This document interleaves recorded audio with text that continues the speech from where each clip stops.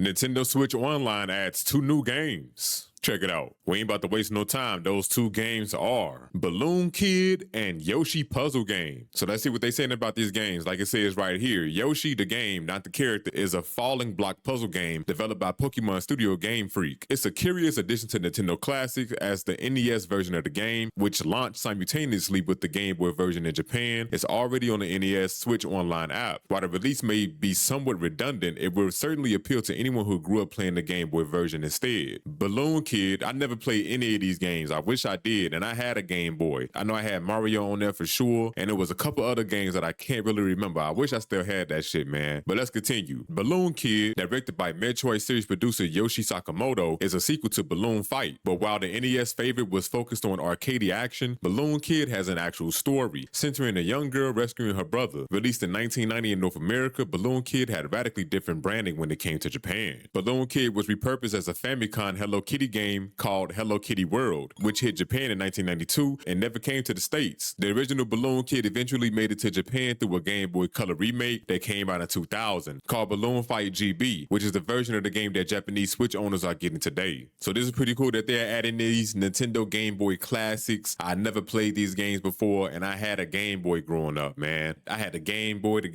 Color, the Game Boy SP, Game Boy Advance. I had damn near every Nintendo handheld growing up. But once the DS came out, I didn't have that until I got a little older because that shit was a little expensive. But that's neither here nor there, man. That's pretty cool that they are adding these games, and I'm pretty sure a lot of y'all are excited about them. But you let me know in the comments, are you excited for these 2 classics to be coming to Nintendo Switch Online?